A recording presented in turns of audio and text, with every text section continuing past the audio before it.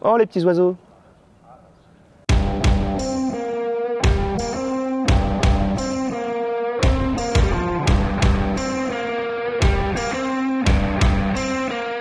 Salut à tous et bienvenue dans un des pays les plus atypiques au monde. On est à Dubaï, enfin on est entre Dubaï et Abu Dhabi, pour essayer une moto qui n'est pas moins atypique, la Diavel V4 de Ducati.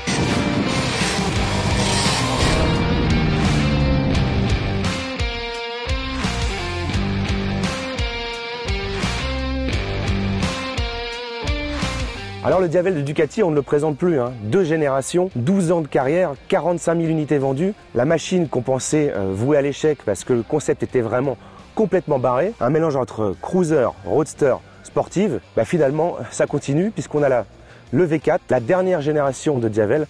Et Ducati a mis les petits plats dans les grands. Alors on a toujours cette esthétique propre au Diavel, hein. Vraiment ce design très élancé, très effilé, qui inspire aussi le muscle, l'esprit d'un sprinter, comme nous disaient les designers de chez Ducati. Ça exprime de toute façon la puissance, hein. On est sur un power cruiser vraiment pur jus, avec de magnifiques écopes toujours très impressionnantes à l'entrée, un avant très plongeant et une fourche un tout petit peu plus verticale qu'auparavant. On a aussi une esthétique très particulière, toujours avec cet arrière assez imposant. Et cette magnifique et sublime jante arrière qui là est vraiment retravaillée, fixée à un monobras de toute dernière facture et qui fait aussi la part belle à un échappement très impressionnant avec 4 flûtes qui permet de mettre en valeur tout simplement la mécanique made in Borgo Panigale. Alors bien sûr, appeler une moto le diable, lui donner un aspect musclé, puissant, sportif, si on n'avait pas la mécanique qui allait avec, ça le faisait pas. Et comme on connaît Ducati, ils n'ont pas fait les choses à moitié. On a au cœur de cette machine le V4 issu de la Multistrada. Non, ce n'est pas le moteur de la Panigale, même s'il en est légèrement dérivé.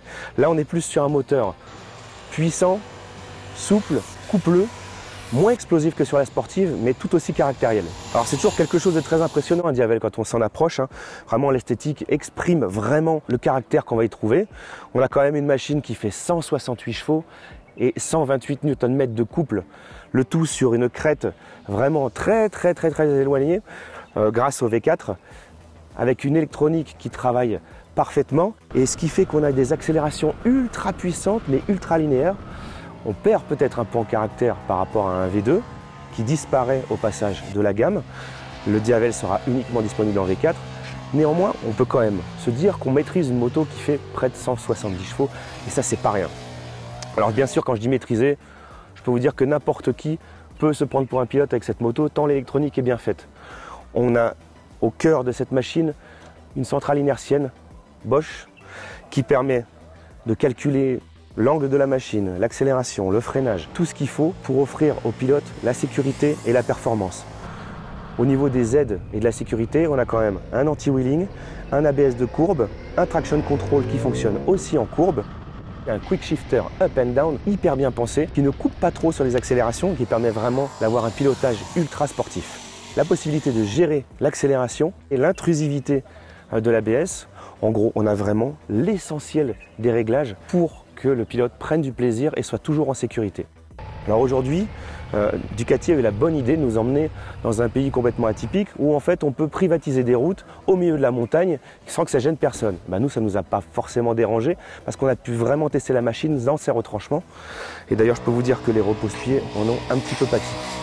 On était donc sur une route privée, je le précise quand même pour la vidéo, ce qui nous a permis de voir à quel point la moto était facile à prendre en main, était puissante et ne manquait vraiment pas de caractère. Au cœur de la moto, comme je vous disais, on a le V4 qui permet d'être entièrement réglé via l'écran TFT 5 pouces couleur, très facile à comprendre, très facile à utiliser via les commodos. On peut choisir entre plusieurs modes qui permettent d'avoir soit la puissance maximale, c'est-à-dire 168 chevaux, soit une puissance bridée à 115 chevaux quand il pleut ou quand on est dans des conditions de circulation un peu plus compliquées. On peut aussi manipuler l'essentiel des réglages pour avoir une moto entièrement sur mesure. Et pour les plus joueurs, on a aussi un launch control.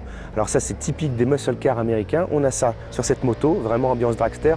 Pour les départs arrêtés, on n'a qu'à mettre gaz, on lâche le launch control et là c'est parti. Comme je le disais, le V4 est dérivé de la Multistrada. C'est quand même un moteur qui est puissant, qui offre un agrément de pilotage hallucinant. Ça reprend à bas régime sans jamais galérer. Alors certes, ça tape un tout petit peu à bas régime. Il faut quand même comprendre qu'on a de la puissance entre les jambes. Et la nouveauté sur ce V4, c'est que les 2 cylindres arrière peuvent être coupés. Je m'explique. Sous les 4000 tours minute, la moto fait son petit calcul. Si elle estime que pour refroidir le moteur, pour ne pas envoyer de la chaleur au niveau des jambes du pilote, elle peut couper les cylindres arrière, elle le fait. Automatiquement, la moto peut fonctionner sur ses 2 cylindres avant et dès qu'on sollicite la poignée de gaz ou alors qu'on dépasse les 4000 tours minute, les 2 cylindres arrière se mettent en route pour un fonctionnement V4 traditionnel. Alors comme toujours chez Ducati, on est dans l'esprit sportif et là on est vraiment sur un power cruiser. Donc sous cet aspect un peu pâteau, on a quand même une bête de course. Déjà du point de vue du poids, on est sur une moto qui fait dorénavant 223 kg. Je ne sais pas si vous imaginez, mais par rapport au gabarit de la machine, c'est vraiment hallucinant. 223 kg, 13 kg en moins grâce au moteur, à l'échappement, un travail fait sur le bras oscillant qui lui est de toute nouvelle facture. En plus de ça, l'angle de colonne a été légèrement fermé, ce qui offre à la moto une maniabilité beaucoup plus intéressante. Et en plus, je me mets dessus, on est quand même très à l'aise, les commandes tombent très bien, le guidon n'est pas trop large, il a été légèrement rapproché du pilote pour qu'on ait une position vraiment beaucoup plus pratique quand on est en ville et avoir une maniabilité vraiment intéressante, d'autant que le rayon de braquage il est vraiment très intéressant. On est vraiment sur une moto qui est pensée pour la maniabilité et aussi pour le pilotage bien sûr.